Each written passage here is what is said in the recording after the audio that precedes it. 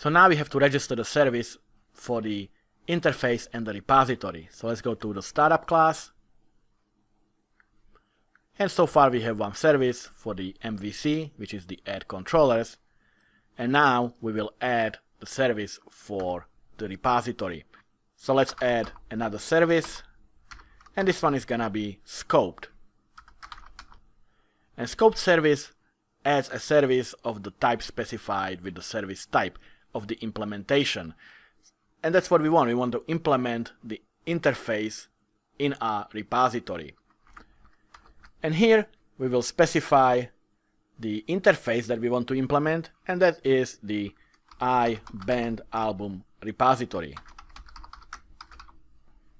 And second, we specify the implementation, which is the IValidatable repository class. So this registers the service between the IValidatable repository interface and the IValidatable repository itself. So we need to bring in the namespaces, which is in the services folder. And next thing we need to do here is to add the data context itself. So let's add another service. And this one is going to add DB context. And the DB context we want to add here is, of course, our band album context. Let's bring in the namespace for this, which is in the DB context folder.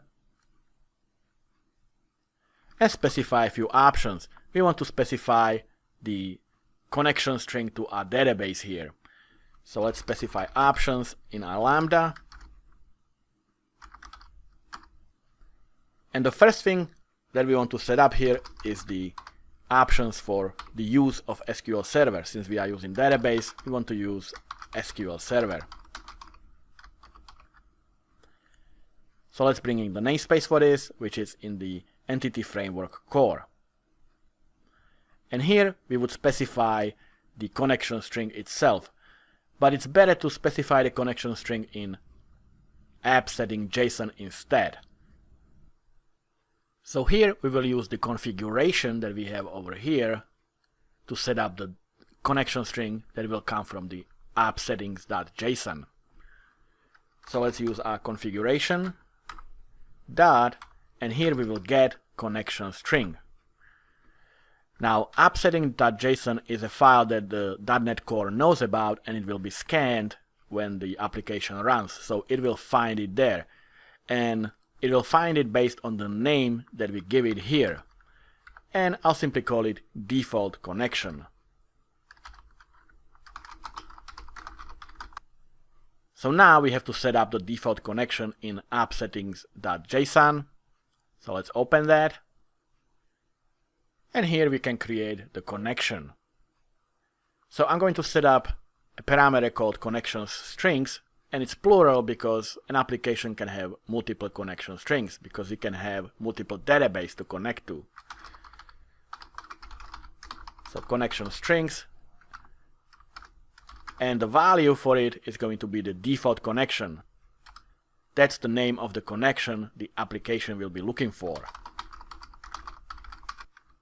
And the default connection is basically a local DB in our case, so we will set up a server to be local DB. And after that we want to go to MSSQL local DB. So MSSQL local DB,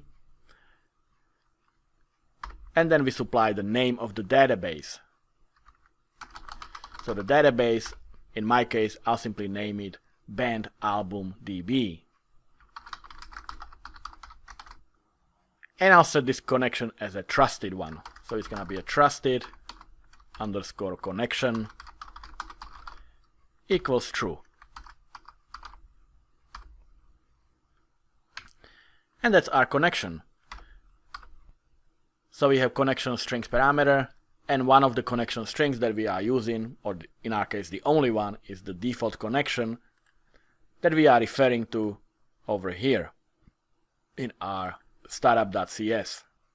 So when we use the SQL server, it will go and look for the default connection in appsettings.json, and connect to our local DB and to the band album DB as our database.